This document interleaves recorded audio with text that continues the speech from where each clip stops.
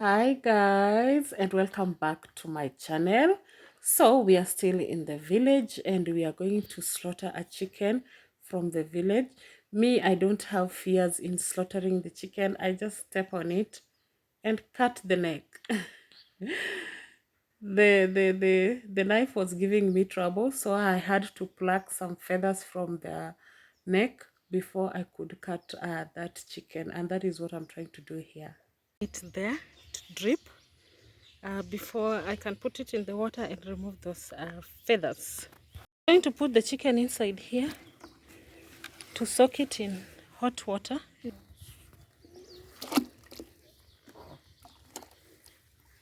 It's always a tradition that you have to put the chicken inside the hot water so that it's easy for you to remove the feathers and also the skin of the legs. So while we were growing, I never used to like the chicken feet. Like I would just see them like something that is scary. But when I came to realize that they are sweet and the way we always make them, I eventually came to love the chicken feet. Yeah, so I just let it sit there before I could start, and I started with the legs. You have to remove that skin for for the feet to be edible. Yeah, my mom used to love so much the chicken feet. She still loves the feet up to this day.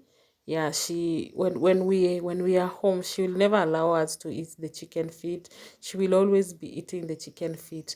But there are parts of the chicken that I really don't like, even if I do cook them. Like the neck. I can always cook the neck, but I cannot eat the neck. There's no day I've cooked the neck and I've eaten it. And also the gizzards.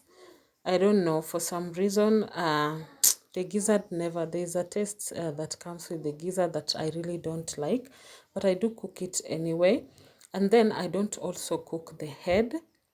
I throw the head away, I throw the intestines away, but I know some people who do eat that and I respect them. Like my sister-in-law does like the head. Like if you throw the head away, mtakosana sana.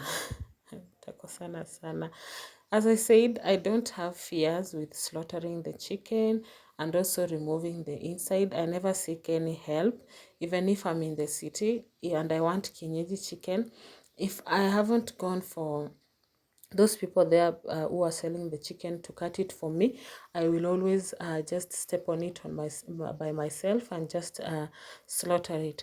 The problem or the challenges that we face with the city is to drain where the proper place to slaughter the chicken. That is what I mean. So that is why at times we prefer to go and get the chicken slaughtered for us.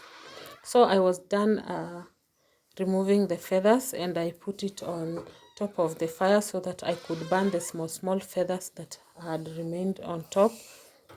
The ones that look airy, you always have to pass them through the fire so that it will be easier for you to remove them or scrub them off. In this case, they just because that chicken was small and tender, they just came off by themselves when I passed them through the fire. So if you've been able to watch me up to this far, I am very grateful.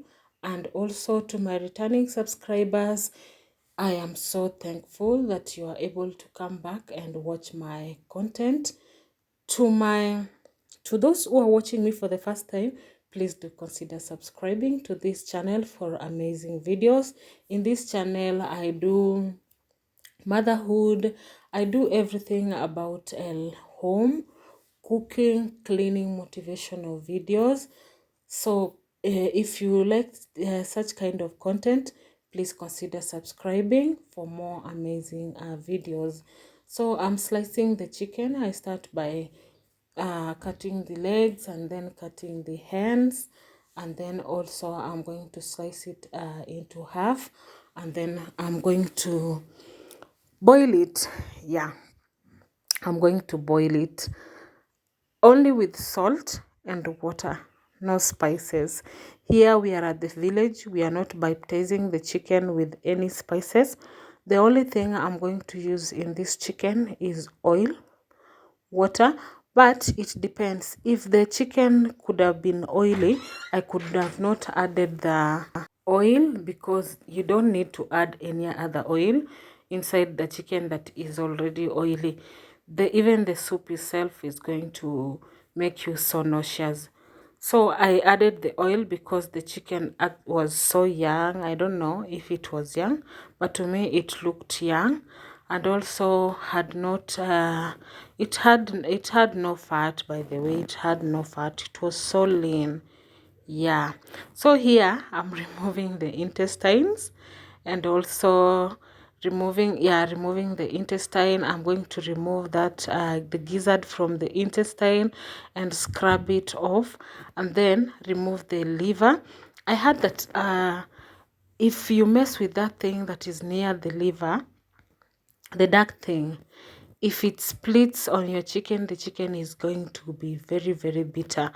It has never happened to me. It has never happened to me. Neither have I come across a chicken that has had that. Yeah, if you've had such a chicken that had that thing had splashed on it, please let me know and how it feels. But I think you will just throw the entire chicken if that thing did burst. I think that is bile. Yeah. On the rib cage of the chicken, I always remove everything from the rib cage, and also remove this thing. How do we call it? I don't know. I don't know. Yeah, I scrub that. I scrub the behind. So here, I'm also going to wash the chicken until it is super clean. If you don't wash your chicken, more so the free range chicken, there's like a smell. There's a smell that you get after you cook. So it's good to always wash your chicken thoroughly before you can actually cook it with a lot. You have to wash it with a lot of water. Like in my case, I used really a lot of water. Let me know in the comment section if you slaughter your chicken by yourself, or you just go to where they sell the chicken and then they slaughter the chicken for you. Let me know in the comment section. So here I put the chicken on fire and then added some salt and then let it boil, and then now went to the actual cooking itself. After it had cooked, I drained the extra water, which is the soup itself, but it wasn't much. I forgot until the chicken almost dried up. I don't know what I was doing until I forgot, yet I really wanted to take that soup and use it. So I'm only going to use red onion on the chicken, and then there's some tomatoes that I did use in the morning at lunch. Yeah, at lunch there are some tomatoes I had blended and used. They had remained, so they are the ones that I'm going to use. But if I did not have blended tomatoes, I could actually just cut the tomatoes from the top and then let them just soften with the chicken. That is also another method. By the way, by cooking your chicken like this, it's more sweeter. It's more sweeter than just baptizing it with spices. It's so unnecessary to nini. So I added some rosemary that I had gotten from the garden, and it was smelling so good. Initially I thought rosemary not rosemary, rosemary should only be used in beef, but I tried with the chicken and it really smells so nice. The aroma is so good. Yeah, so I let my chicken brown a little bit, and then I added the tomato puree and then covered. I did not add extra salt because I had cooked the chicken with salt, so the salt was enough. There was no need for me to cook the chicken with salt again, yet it had salt. And then I added the broth that I had drained. It was not enough though, but I did add water later on for extra sauce, which I even forgot and it dried up. And then I added the spring onions for some aroma, some color. Yeah, you can call it that. So guys, I thank you so much for watching this video up to this far.